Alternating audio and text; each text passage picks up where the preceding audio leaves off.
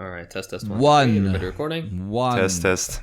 Okay. 1-1. One, like Yugoslavia should be. Oh my God, yeah. Like the Balkans should be. Speaking of unity between things that absolutely do belong together, but for some reason people think they do not. There's been a meme like going all over the place about when you play a song to your friend who says he likes everything, and then you play something super weird and they still love it. I can't believe this topic has never come up on the podcast, but now with our lovely guest and Hakim as well. Do you have like a very specific music taste? Because me, myself, and I am literally one of those people. I like absolutely fucking everything. I can listen to death metal one day, go to a rave and listen to techno, and then listen to some hardcore fucking Odyssey is gonna know this turbo folk shit, and then like hell yeah. I've sent you like 100 like random Iraqi songs. Remember, I can literally like it's as diverse as it can get. My taste. The only thing I kind of stop at is hardstyle. I don't know if you know what hardstyle is, but it is it's a bit too hard for my style. Oh Jesus, I will burn in hell for this. Oh my God, you did it. But go on, tell me if you're very picky, like you only sit down with a tuxedo, drink tea, and listen to classical music, or you're more all over the place. When it comes to me, it's absolutely the same. Although I used to be much more vanilla when it comes to music. All of the, just the hits and stuff that most people know. Was kind of too lazy to go down rabbit holes too much. I gotta admit, my girlfriend really did open me up to hard metal and rock and stuff like that. But everyday stuff, nostalgia does its thing, to be completely honest. In my bunker here in Germany, I really have the need for some turbo folk and stuff like that. And, right. Just Mujahideen, Tursky. That's right. Yeah. Just some good old Balkan war crime songs and stuff like that. But even that always slaps. Even the like pop folk, turbo folk shit. Like back when I lived there, it was like not lived there. I mean, I'm still in the Balkans, but when I lived in that specific one Yugoslav republic, they never mentioned.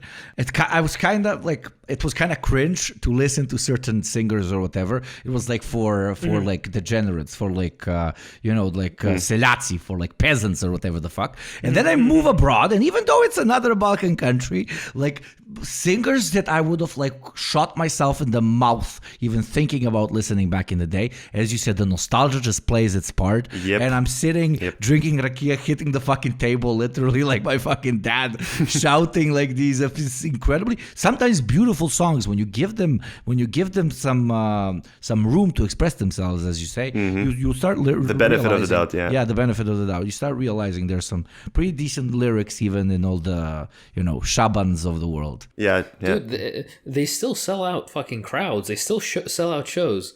Even abroad. The diaspora, holy crap.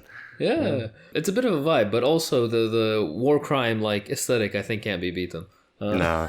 That's the interesting thing, because the war and crime aesthetic is actually only because of the lyrics. Like music, normal music is also like that, the type of instruments and stuff like that's a turbo folk, right?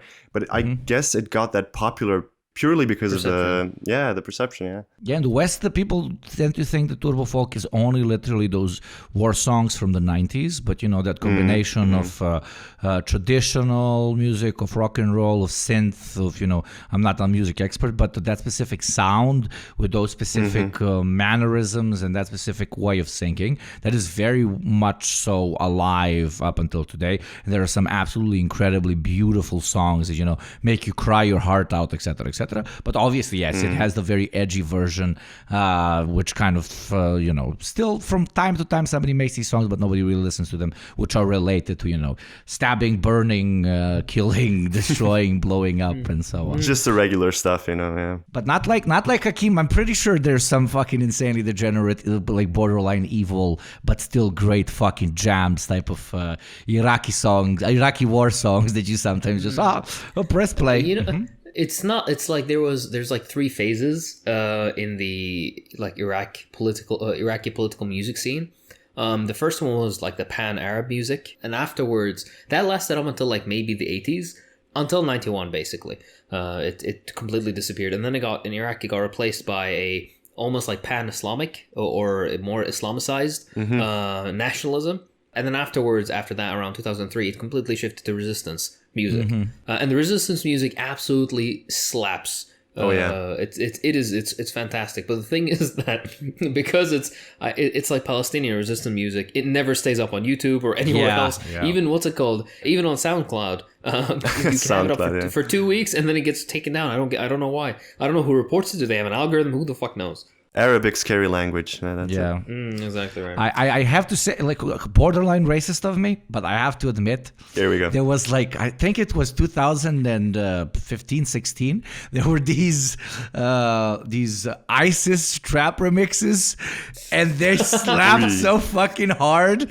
I'm sorry, I listened to that. I absolutely listened to that. It always would give me goosebumps. Like immediately you're driving the car 100 kilometers per hour. You're going 150, and you're just imagining impaling yourself into America. I'm sorry, it was a vibe. I had so many of these songs on my phone, like on my actual like music list, until one day I just had my playlist on. I was driving somebody and it started playing the fucking. They can understand the lyrics. I drive someone, they don't know what the fuck the guy is saying, but Jesus Christ. But no, it's then I was like, you know what, this is not a good idea. But the music generally does slap. There you go. I've never heard it, but I really need to look into it. It seems right. I'll send you some links. Right, and this is so cringe, but I'm gonna say it right. Allahu Trap Bar, like that is. Oh fuck me. It's a whole thing. The human condition. The human condition, like the ability of like somebody's like sitting and watching like an ISIS. I'm not talking about random Arab songs, but specifically ISIS, watching like a beheading with like a very very hard beat behind it, and like they completely ignore the beheading and they're like, Jesus, I need to remix that shit. And then they have to source the music, but they have to like cut out the sounds of a guy getting thrown off of the TED story, so that they can keep the beat without okay, I'm overdoing it now. This is getting very dark. The human condition. I had a guy today come in. Basically, he was tweaked out of his mind. God knows what he took. Pills. He drank plenty of God knows what. He was drunk on all the alcohols, by the way. I don't mean just like ethanol. I mean, think of an alcohol variant he's drank. Methanol, ethanol, everything. How does one even do that? Yeah, I don't ask. Why would you even do that? Fucking methanol. Give me some methanol. Like, okay. He popped open his fucking car engine and just drank whatever liquid was in there, I'm sure. This motherfucker. And he took all these pills and whatnot. He was very... Did he try to take his life? Because that sounds like I am trying to. No. This was not a suicide attempt. Didn't seem like a suicide attempt afterwards. But anyways, the guy was just like tweaked out of his mind. And then what he ended up doing was he went and tried to break into a police station and take weapons from. Interesting. Yeah, and I don't know what exactly was his purpose, but he got his ass beat. I'm sorry, this motherfucker. I mean, like, what did you expect would fucking happen? What did you expect? Anyway, so he came in, and somehow he made it my fault that he got his ass beat by the police. So he was incredibly aggressive. So basically, we had to have like 5 or 6 guys holding this dude down, so he doesn't bite me or some shit. So yeah, it was. That was a lot of fun. And I did all this, by the way, while being, I think you can probably hear it in my voice. I do have a cold, so I have the same, actually, since this morning. Oh, wow, yeah, we're twinning. It was meant to be. Absolutely. I don't have a cold. I just have the, what was it? Sinusitis.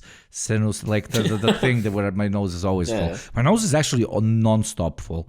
Did that change after you got your nose fracture? Yeah, it got more full, so I need to fix the nosy nose. Okay. Yeah. That must be so annoying. Even in summer, like. Yeah. Is it even a dependent bit less, on temperature? It's a bit better, and if I'm at the seaside, it's much better because of the salt and everything. But autumn and spring, it is нет хорошо. I don't know. I'm of the superior no allergy race, so I don't know what to tell you boys. I don't have allergies. Just my nose is full. Like it's fucking.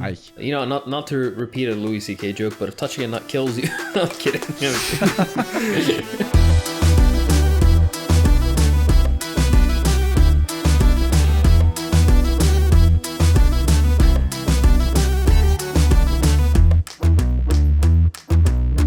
Hello, everyone, and welcome back to yet another episode of The Program. Today, we have a very special episode for you guys. Joining us from the greatest, safest, most sane part of the world, the Balkans, we have the aptly named Balkan Odyssey. He's a brilliant socialist content creator focusing on the history of post-socialist experiments, the proliferation of right-wing ideology in developing countries, a great friend of the show, and a brilliant young mind.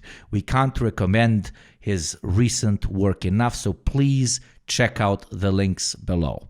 Now, Balkan, how weird that I'm referring to you like this. It's like I'm summoning the gods sitting in my living room at 10 p.m. in the Balkans shouting, Balkan, Balkan. Sorry, the mind wanders. So, Balkan, please tell a bit about yourself to our listeners who might not have had a chance to interact with your work. Well, thank you, first of all, for the very generous intro. And thank you guys for having me. It's an absolute pleasure to be here.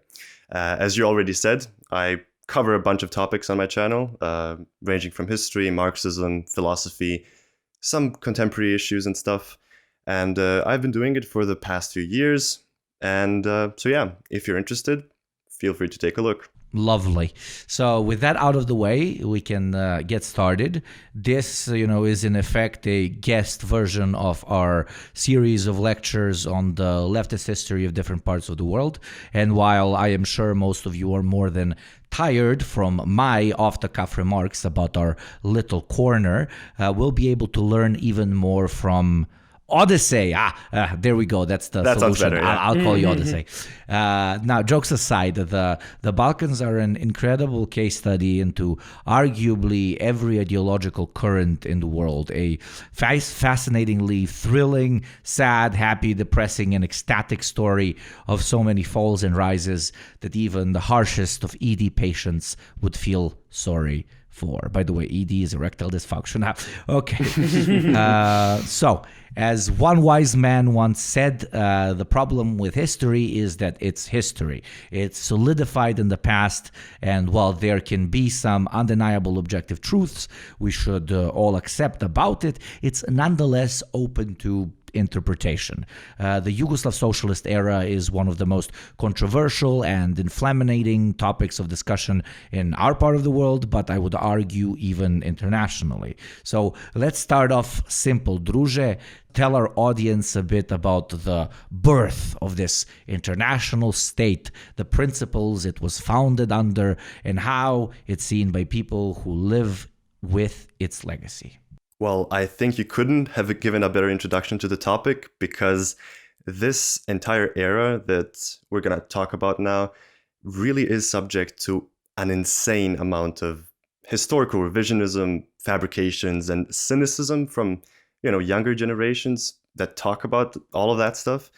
And despite all of that, I would still dare to say that the majority of working people nowadays, like normal everyday people you're going to see, and especially what we would call boomers, right? Older generations have a rather positive outlook on the whole era between World War II and the tragic disillusion in the 1990s. We really have some very fond collective memories that really contrast this reactionary slander, I dare say, that they will probably encounter online. Although peoples like that and people like myself are very likely to be called the very ominous slur called Yugo-nostalgic, which is basically synonymous to a boomer. Yeah. The naive idiot who believes in all of this shit that's too good to be true, I guess. So it's a bit sad that we have that kind of perception and that our youth is so alienated from the legacy, so cynical towards all of that. But yeah, that's why we're all here, and that's why I'm trying to at least inform people a bit through my own content, To go back to your question, I guess it would be useful for those viewers who are not necessarily all too acquainted with Yugoslav, Balkan history, whatever. And none of them are. None of them are. Trust me. Whenever somebody says they are, and you ask them, tell me a bit about it, and they're like, bro, Rocky Vulovic, Amerikanski prijatelju, fucking, it's always just the memes. So please feel free. Me, an intellectual, yeah. Yeah, absolutely. God damn. But yeah. to be an intellectual myself, I would propose to give a little rundown, a materialist one, about, You said it. some He of said the the word. Sorry. I said the word, oh my God. To give you a little rundown about the unbelievable achievements of the socialist project in Yugoslavia, everything we managed to do in that little gap of 40, 50 years.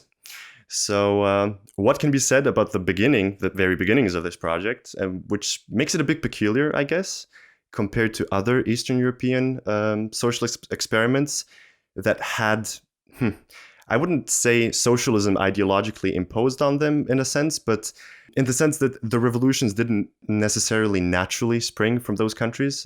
In some cases, Here we've had this very, very successful and popular national liberation movement and a very deeply rooted tradition of anti-fascism in general in Yugoslavia, which was very successfully leveraged and articulated by the Communist Party, and of course, energized and led by the masses, by people who were essentially peasants, mostly illiterate.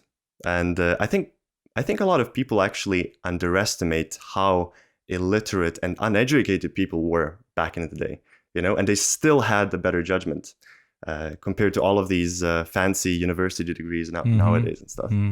So basically, the Communist Party back then essentially managed to gradually transform this mass movement of anti-fascism, of national liberation, into a full-blown social revolution along the well-known and well-hated among a lot of people tenets of brotherhood and unity.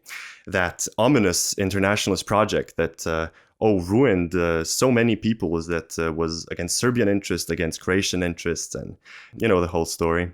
But yeah, basically, the partisans, as they are well known, despite not being considered the main or legitimate anti-fascist movement at the beginning by the Allied forces. Many people would probably be surprised to hear that, but actually even the Soviet Union themselves and the Allies at first supported the Chetniks officially, the Yugoslav government in exile, as the legitimate representatives of Yugoslav people. And despite all of that, at the end of the war, the partisan army counted around 800,000 people from such a small part of the world, such a small pool of people, of peasants. Almost 1 million large army is quite impressive, I would say. Now you can't even get 1 million of them to subscribe to your YouTube channel. My God, yeah. Picked up guns, bro. To even consume, yeah. Yeah. Shaking my head, not even real praxis. You did kick out the fascists, but did you sign up for my newsletter? Do you allow marketing emails? My God. Well, yeah, basically, I would sum up this whole era in a couple of slogans that are beyond based, whose translation isn't necessarily all too smooth, I would say, but bolje rat nego pakt, for those who would understand. Direct translation would be, it's better to be engulfed by war than to sign a pact with Hitler. Or bolje grob nego rob, which would mean it's better to be in a grave than to be a slave, which I think says everything that needs to be said about the Giga Chad mentality of those people. That is beyond based. Basically, with that whole energy, revolutionary energy, the Yugoslav people as a whole have, in that period, managed to achieve geopolitical, political self-determination to an extent that has never been seen in history before, or after especially, with the founding of the non-aligned movement, with the relatively impressive military presence of the Yugoslav army. And all in all, it was a period of self-respect and dignity that we haven't seen in a while in the past 30 years, I would say, on the individual level and as a nation, as a group of people in general. Beautifully put. And just to emphasize on the incredibly harsh moment in history for the entire world, including this particular little corner, that led to not only the Yugoslav People's Army liberating this piece of land from the fascists, but also to instill an alternative government governing model to that which came before, which for people who don't know is a monarcho-capitalist, classical for that era kind of semi-feudal society, which was defined under the monarchic rule in the so-called kingdom of Serbs, Croats, and Slovenes. To me, it just makes this very incredible and impressive story of resistance, of war, of fighting not only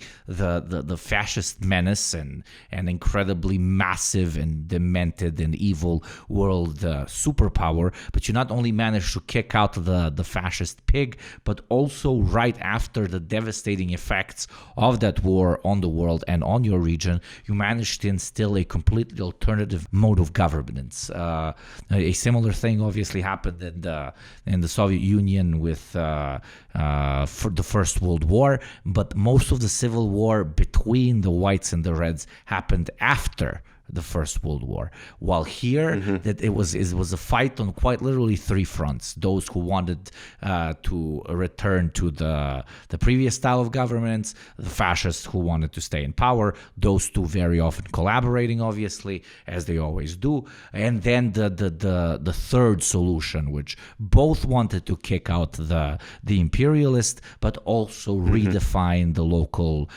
rules on how we actually want to build this society that we have now earned back from the clutches of the fascists. It's almost a poetic sort of moment in time, because it's like, it's, as you beautifully put, it's a time of dignity. It's a time of self-recognition. It's a time of understanding, learning who you truly are from a moment as devastating, obviously, for again the rest of the world, but Eastern Europe especially, such as World War II. So massive hats off to our quote-unquote ancestors, etc., etc.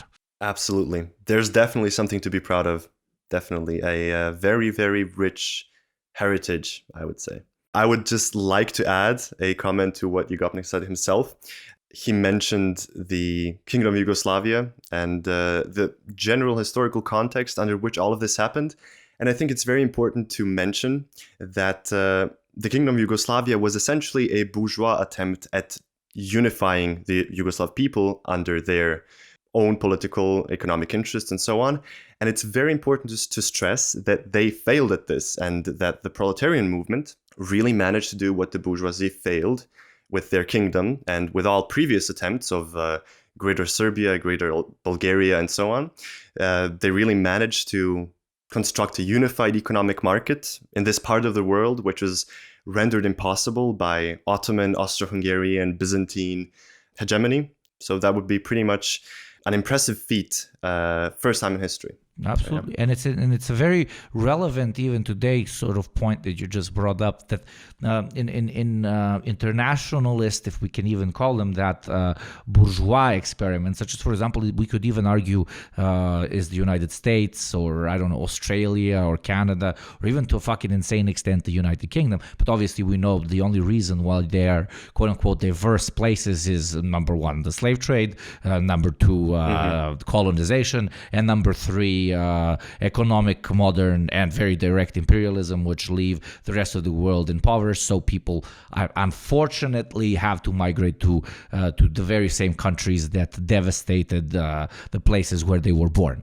But even when they preach and they put it in the schools and they plaster it all over the billboards and all over the hymns and all over the news and in film and in cinema and in shows and in art, etc., how we're all Americans, we're all one, blah blah blah. And while that rhetoric to an extent can be understood as relatively positive because it's fighting discrimination, etc., it just because of the nature of bourgeois society and the inherent push towards looking for the enemy whenever you do not actually want to realize that the core problem in your society is class, inevitably in all bourgeois societies that is what I'm indirectly trying to say, the national conflict, ethnic conflict arises, as we've seen with the treatment of every single minority group under the sky in the richest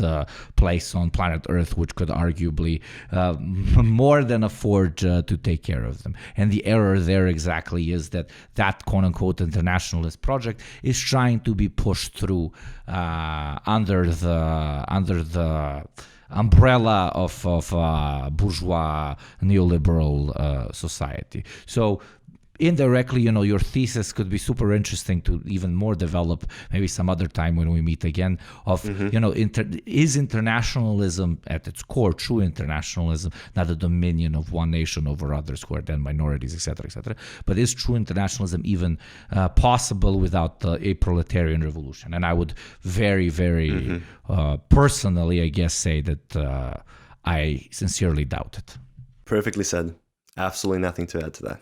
My personal analysis of the war in Ukraine is that it's a systematic inevitability of the destruction of large internationalist, even socialist projects, which will lead to what? To reactionary bourgeois nationalist infighting between the newly formed post-socialist republics. I've talked about this 100 times. I'm not going to repeat myself. But in Yugoslavia, it came directly as the country was decaying. In some other places, it took a few decades, but the consequences of the death of a dream are a bill everyone has to pay. But let us not get ahead of ourselves. Please, let's talk about the sad saga, which is the restoration of pure capitalism in Yugoslavia and its slow, painful murder, which dragged so many thousands down with it. Absolutely. Well, trying to not sound all too deterministic, I would dare say that partially the seeds for the demise of Yugoslavia were more or less already present at the very start, at the very geopolitical context and historical moment that Yugoslavia was founded in. Geopolitical, material circumstances and all of that stuff.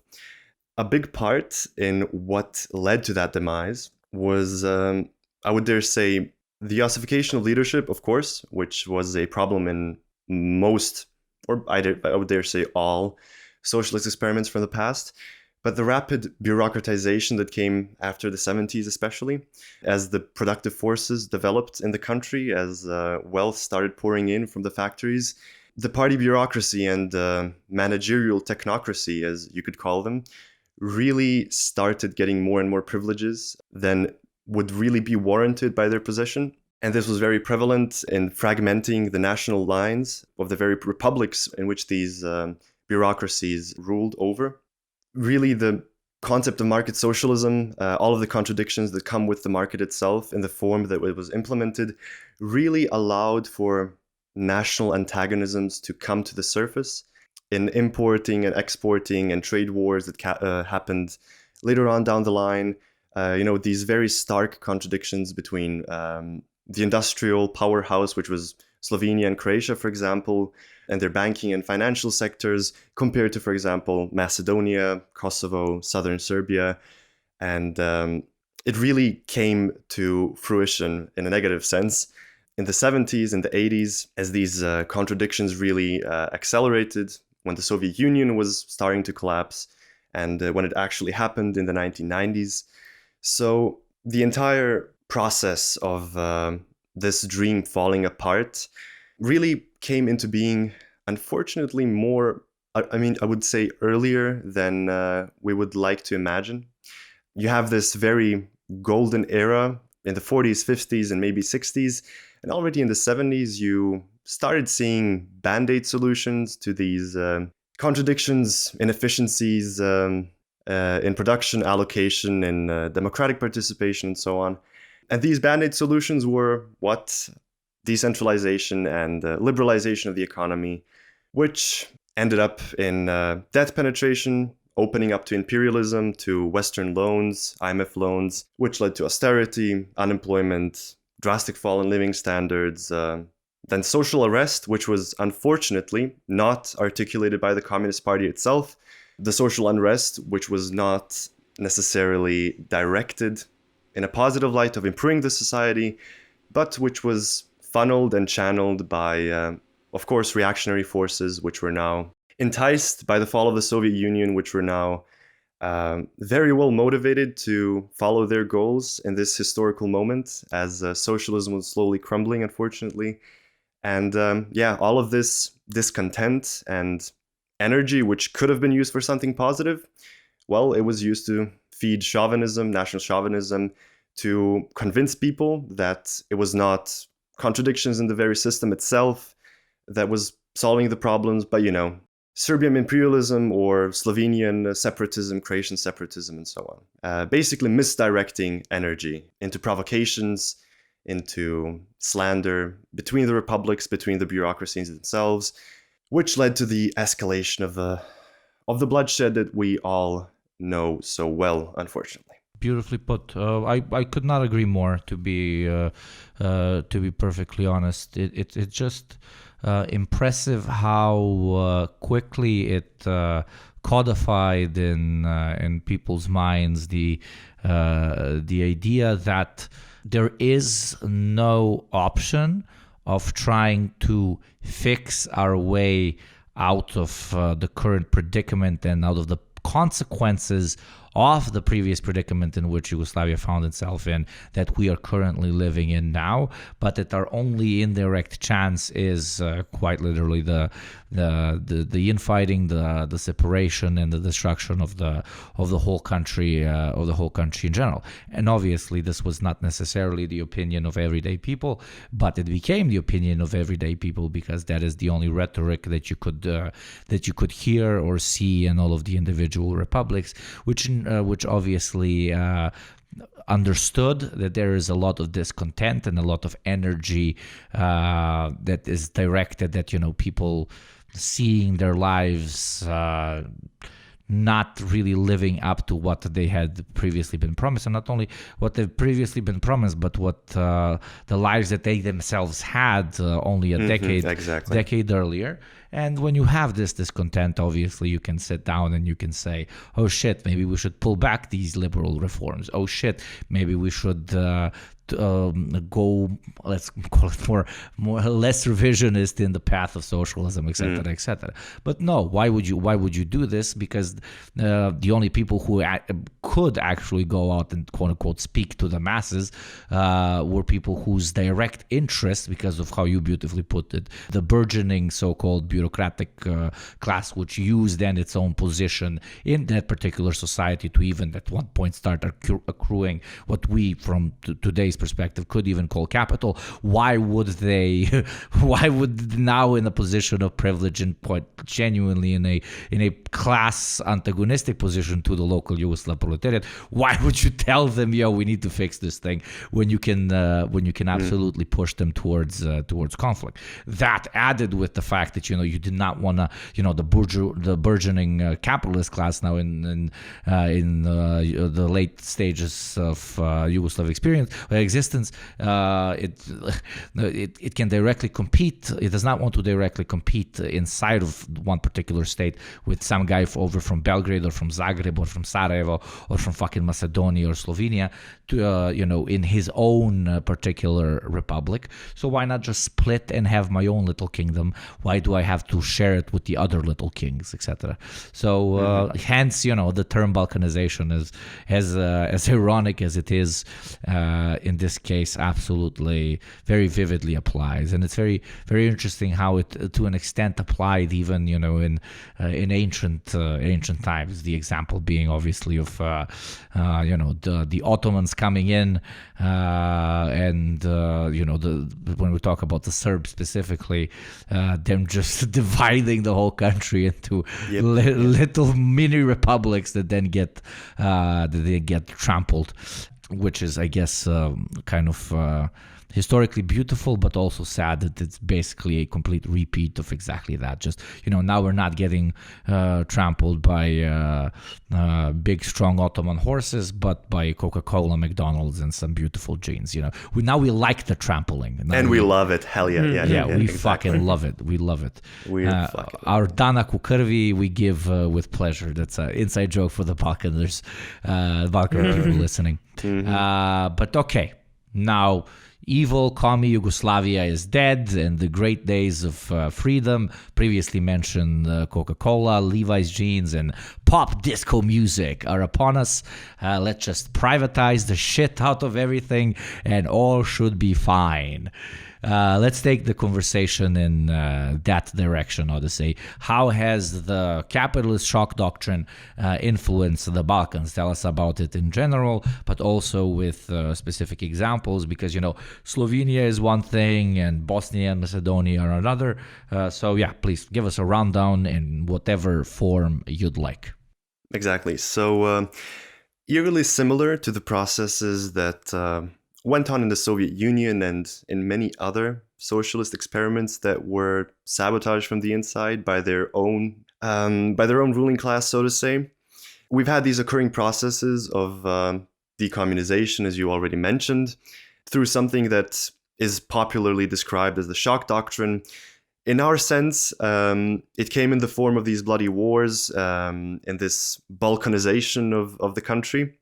And these bloody wars are often subject to a lot of spectacle, a lot of mythology from all sides alike, even leftists themselves. It really defeats the purpose of analyzing the whole event or the events without necessarily delving deeper into what is the essence of those wars. The essence of those wars was not, as especially leftist pundits like to call it, ethnic conflict, ethnic tensions, this and that.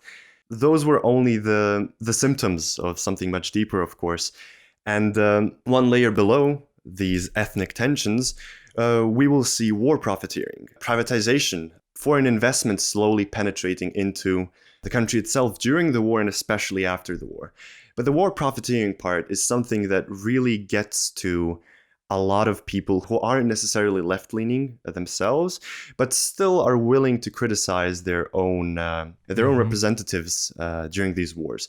I think a lot of people would agree that war profiteering was a big part of a lot of this, of this newly founding ruling class of Milosevic, Tudjman, Izetbegovic, all of these gladiators of doom, so to say. Yeah, I love it. Who were spearheading these very noble, in their eyes, endeavors. We really need to acknowledge and we really need to emphasize that war profiteering was not a side effect of their campaign. War profiteering and the criminal privatization that went on was the main goal. It was not a bug in the process of liberalization and decommunization. It is an inherent feature of decommunizing a country. And that is something that I think many, many people really ignorantly like to dismiss when it comes to the entirety of Eastern Europe, the whole process. It's like, oh, well, they're being introduced into this wondrous world of capitalism, but they didn't do it the right way, They should have done it like this or like that. And people completely ignore the fact. Look at Poland! Yeah.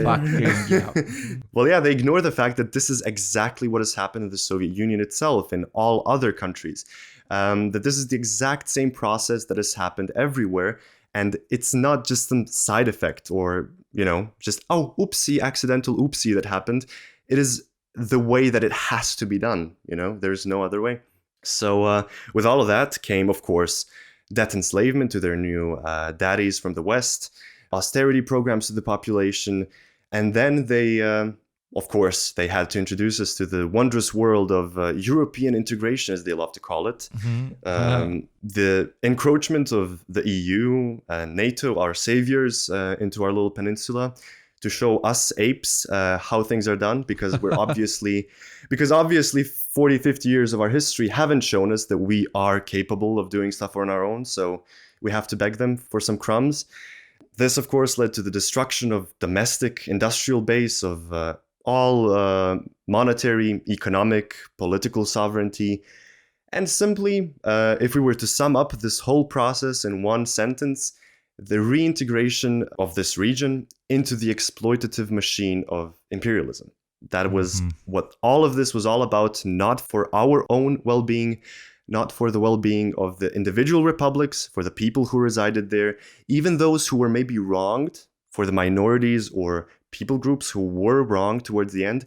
None of this was positive or influential in any way for their own interests, only for those who had war profiteering and criminal privatization on their mind. And isn't it absolutely incredibly hilarious, but also incredibly disgusting, how the biggest war profiteers, the biggest agents of privatization, the men and women who proudly goose-stepped on the corpse of Yugoslav industry and the economy and proudly called for war only to make a buck out of it, were always the loudest and proudest nationalists and patriots and Christians and Muslims and such, souls with great pride. Yeah, absolutely, with great pride in those incredible cultures which now need to get their shackles off of their shackles of internationalism off of their beautiful body of national independence, etc., etc. It is human. The extent of human greed can always be surprising, but it can be relatively understandable as a consequence of material reality, blah blah blah. But hypocrisy rarely, to me at least, subjectively can, because a lot of these, the fact that you would like many, for example, military groups, you would go into a particular region of your enemy state, you would butcher, kill, do SV and so on, and then, like, without blinking, steal fridges, cars, buses, microwaves, etc., and drive them to Western Europe to be sold en masse, and then make millions and millions upon proudly, very proudly. To an extent, I think the psychological thing happening, the psychological kind of dementia to an extent happening there, is that deep down they know that what they're doing is super fucking batshit and very bad, so they have to coat it in a fictionalized definition of what it means to be a patriot, what it means to be a rodoljubac, what it means to love your people, your country, etc., etc. Because a regular classical bandit, a mafia guy, a criminal, he knows that what he's at least honest with himself. He knows what he's doing is so that is for him to get wealthy, using whatever methods that you can. But when you wanna cover that in a layer of doing this for the good of the nation, the good of the people, etc., etc., it shows me an additional kind of attribute of self-pity and shame to an extent, but then also a complete lack of self-awareness. It's yeah. I'm sorry, you just need to grow up. That's just how the world works and human nature. Sorry, Yugopnik. Absolutely, yeah. I mean, as I said previously, look at Poland. Why didn't everything happen like Poland?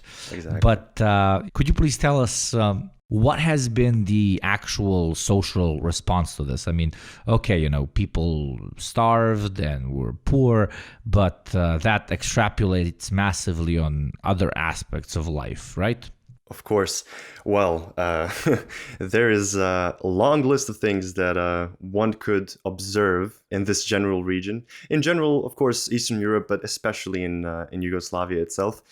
We see, as everywhere else where capitalism got reinstated, a large amount of corruption, blossoming corruption, nepotism, partocracy, people getting favors just because they're in the ruling party, changing parties like they changed their underpants, and in general, just political paralyzation, complete apathy in everyday life, people being incredibly cynical towards the ruling elite, but still not necessarily knowing what to do. Wow. Not necessarily caring enough to do anything, I guess, just accepting that, once again, that's just how the world works. Everyone just needs to fend for themselves, become a criminal, I don't know, do some tax evasion, whatever. Yeah. That's what makes you a real no Balkan rules, person, everything's fucked up. Yeah, I think to our Western audience, like I don't think you can comprehend just how cynical we are. Oh, yeah. Maybe Brother Hakim can, because obviously similar historic background of the regions and so on. But like the cynicism, the sorry for interrupting you, Odyssey, but it's almost brought to an art form where people will not necessarily give you shit for trying, but they will most definitely tell you very openly that it's not going to work and that absolutely nothing is going to work. And we tried so many things and absolutely nothing works. The only way something can work is if you're evil and you do fucked up shit. And look at that guy, he did fucked up shit. Look at how well off he is. There is a complete sort of kind of even relatively realistic understanding of the only way to be prosperous is to fuck over the other guy, right? Which, when you really think about it, is it really even pessimism and so on, or is it like how it actually is in capitalism, question mark? Just, in the corporate westernized approach to it, we all have to smile and wear a nice suit and pretend that we're civilized, while a person from, I guess, our parts of the world will be much more direct in not only understanding, because everybody at the end of the day understands that, the more you stab, the more blood comes out, the more you eat. But with ours, we actually say it. The more you stab, the more blood comes out, the more you eat. So it's kind of darkly beautiful in a way. I don't know. I personally tend to enjoy it. But sorry for interrupting you. Please continue. Well, absolutely. It's really become an art form in and of itself. And although on a personal level, when you look at people in everyday life and you really see everyone, you really see families and communities atomizing more and more, everyone turning to themselves. And, the wisest conclusion that you would come across, even from your own family members, would be like, leave that be, leave all of that stuff be. That's just how the world works. Greater powers are at play here. You can't really do much. Just take care of yourself, take care of your family, blah, blah, blah. Of course. Go to the West where it's much more fair. Yeah. A lot of them are very stupid on that regard, but yeah, of course. Well, yeah, the conclusions are, of course, very politically sterile, I would dare say, and very, as you already said, very cynical. And, all of this is not necessarily without reason. There is, of course, material reason to be very skeptical and pessimistic. Over the past 30 years, we've seen really devastating loss in workers' rights, maternal rights, minority rights, and a complete blatant destruction of our industry, domestic industry, agriculture, societal degradation on all levels, crime, homicide, suicides, domestic violence. The statistics are absolutely baffling when you look at it in the entirety of Eastern Europe, especially the Soviet Union itself too, where we didn't necessarily see the same type of war until now, with a little bit of a delay with what's going on with Ukraine. But in general, the statistics themselves, if we're really going to jerk off to being empirical, just looking at the data, look at the statistics tell you everything. You really don't need to philosophize way too much, or you don't even need to be necessarily left-leaning to see the statistics themselves, what they're showing, And everyone who really chooses to ignore that with their own cognitive dissonance, they're 99% of cases either doing it on purpose, because of course they have a stake in this system, in the network of partocracy and nepotism. It's either that, or they genuinely live in a delusional bubble of, petty bourgeois bliss, living in some larger city, being completely isolated from the reality at the ground, especially from more rural communities. I've noticed in my video that Hakim mentioned at the beginning, the depressing journey from Germany to Bosnia. There's a lot of comments of people saying like, oh no, man, you're over exaggerating. It's not really that bad. Come on. And it's most of the time it's people who haven't ever went to any smaller town surrounding them. It's people from Belgrade, Zagreb, or Sarajevo who, exactly, those academic, managerial professionals, whatever. And it's like, and there's also like people commenting from Germany, from Italy, whatever. Oh, I've seen towns in Germany that are worse, and I've seen towns in Italy that are worse. Like, no, bro, you haven't. Like, trust me, maybe your roads are as bad and this and that, but it's really hard to capture the everyday situation with words or images. When making a video, when talking about this stuff, you really need to be there, especially among people who live normal lives in smaller communities, smaller towns and villages. That's where the majority of the population is, more or less. Of course, people in the town matter, but a thing with capitalism is something called uneven development. It's something called division between town and country. Capital really tends and likes to concentrate in the towns. And of course, you're not going to see the symptoms of all of this that I'm talking about if all you've seen is the main square in Zagreb or Sarajevo. You really need to go into the suburbs, into the villages to really see the situation on the ground. So yeah, it's a lot of cognitive dissonance or simply personal stakes and personal interests that compels people to ignore or cynically dismiss any of this. Beautifully put. I would only add the third category, which, it sounds fancy, internalized Orientalism or just internalized xenophobia, which is very prevalent of the Balkans, where people genuinely think whenever they read that statistics, whenever they hear about something fucked up that happened, whenever they just look at their own lives and how much they're degrading, whenever they look at the political situation in the country, etc., an extremely common thing that you hear is, well, this is how it is here because we are XYZ. Because we're by nature greedy, because we're by nature treacherous, because we're incapable, by nature incapable, we're thieves, we're cowards, we're incapable of this and that. And that combined with the other two and then sprinkled on top by the petit bourgeois from the big cities, you just have a perfect recipe, not even for disaster, but for mass manipulation that's easier than counting 1 + 1. Yeah. Which, have you people seen the type of fucking presidents and prime ministers we have here? Oh, God. Fucking Lord. I don't know who do you think would win? Cringiest president. Bosnia, obviously the republics in Bosnia versus Serbia versus Croatia. We're not even gonna go with Bulgaria because Jesus Christ, or Macedonia. No. And Montenegro. Okay, between Serbia, Bosnia, Croatia, and Montenegro, pick the cringiest one. I know I'm putting you on the spot, and tell us why they're the cringiest one. Oh man, that's one hell of a question. I guess I'm gonna be a bit biased and say Bosnia, just because it's a little mini Yugoslavia in and of itself. We have so much infighting. It's absolutely insane. Like, I tell my parents, grandparents every time I come down there, please turn off the TV when I come down there. Please do not watch the news, because I'm thankfully I'm isolated from the everyday, political squabbles and stuff like that consciously. One side of it is because I'm in Germany myself, although even though I have all of these channels, I tend to ignore it because it doesn't necessarily matter, who said what. But really, this kind of stuff that you see in Bosnia, especially when they decide it's time, like 5 years have passed, we really need to stir some, we haven't mentioned Srebrenica enough, we really haven't mentioned Jasenovac enough.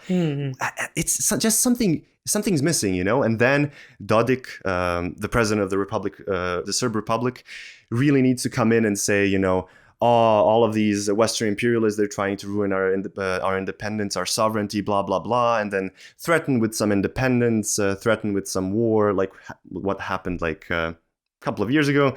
So really, it's a shit show unlike any other, because people really sometimes, I think, even myself, lose perception of how small of a scale we're talking about. Yeah. Bosnia-Herzegovina is barely 3 million people, and there's so much shit going on inside of this country. Basically, half of the country know each other. Like, you're 2 people removed from everyone, literally.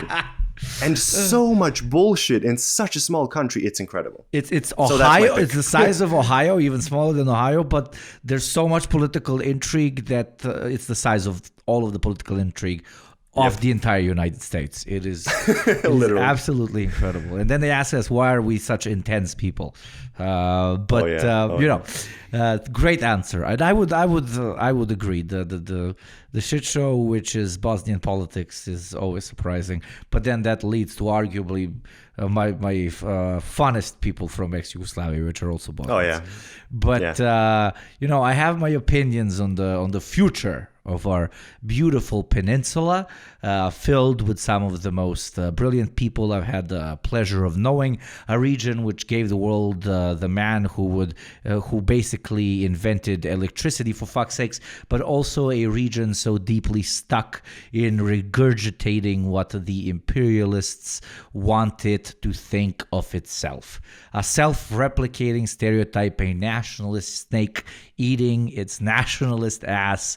But before I ramble on, as a conclusion to an extent, what do you think the future of the Balkans is going to be like? Well, first of all, the self-eating snake, I propose that as the new flag of Bosnia. Honestly, like the current one doesn't necessarily slap. I don't like the colors. They're too. I copyrighted that shit. That shit. Oh, come on. Okay. Then you can implement it. Give me a small republic, a small Yugostan, like in between Herzegovina and Republika Srpska, and you can have my flag. Sorry, continue. We got you covered. Absolutely, man. If we were to be skeptical and look at the whole situation from the lens of this, infinitely wise doomer philosopher, that type of dude, there is very little hope and there's nothing to change, and we should all just, I don't know, move to Germany. Engage in petty crime. Yeah, move to Germany, whatever. Yeah, move to Germany, and then from Germany, direct some money laundering weapons manufacturing scheme back in Bosnia. That's the best business model, I would say. Sounds like a vibe. Arguably what I would be doing if I wasn't running this podcast. Fucking and then I would propose, for example, for the Bosnian Muslims, because they're so isolated, I would propose collaborating with our friend Hakim here for some weapons manufacturing over there to send to the Mujahideens if we eventually need if we need some more spectacle over here. That's good business model. But jokes aside, I would say personally, if we were to ignore all of these cynical doomers, all of the hope that we really need for our future can really be drawn from our own legacy and our own heritage that we have and that we have unfortunately forgotten and gotten alienated from. Of course, not directly, but most of the solutions to our current ailments really lay in the mentality of those people that have built most of the industry, most of the infrastructure, most of the society that we see before our eyes today, and that is being fucked up continually day by day by these thieves. All of the inspiration, all of the hope can be found in the cultural and the military, the historical heritage that we have from our workers' movement from the 1940s. Those people who were illiterate, who had infinitely less understanding of their surroundings, of what geopolitics is, of what politics is, those people who knew what was right in that moment, they have shown us and they have proven us that we can do shit on our own, that we can build our societies without imperialist intervention or European civilization or their very generous foreign investments or whatever. We can be the agents of our own destiny. We don't need anyone's help. We don't need anyone's mercy. And we're not underdeveloped right now and incapable, as we mentioned before, but we are rather overexploited, and we simply drew the short end of the stick when it comes to capitalism, and we are experiencing the other side of capitalism. Really, as I already said, this heritage and this legacy that the workers' movement in Yugoslavia has left us behind simply needs to be extrapolated from the history books. It needs to be reimagined and applied to our current circumstances. We have many young, talented people. Even those who've left the country are still, in large part, very interested in changing things, myself included, are still watching content, are still engaged in organizations. I think, all in all, we really should have trust and hope into our own people who have proven us time and time again that we need no hegemon to clean our streets. We didn't need the Ottomans, we didn't need the Austrians, and we don't need the Germans or the Americans to tell us how to run our own country. Revolutionary Optimism, something something. As already said, you can find me on YouTube at Balkan Odyssey. You can also message me on Discord or on Instagram if you're interested. If you have any questions, remarks, or whatever, if you're interested in Balkan affairs and going a bit beyond this entire shit show that we already talked about, taking a look a bit deeper into the whole topic, feel free to check my stuff. Please do. We cannot recommend it enough, genuinely. All links in the description. Of course, these episodes are made only possible by the people who support us on Patreon, so do check that out. We have the merch if anybody's interested. Slaps, absolutely slaps. Hey, let's go. And of course, yeah, as mentioned, the Discord and of course the subreddit. How could I forget? So there's many things to check out, but check Balkan Odyssey out first. See his fantastic videos, like absolutely fantastic. You're definitely missing out. But with all that said, this has been the New Program. I'm Hakim. I'm Jugopnik. And I'm Balkan Odyssey. Come on, say a slur. Slur. Pička materina, ajde jebi ga. This is nice.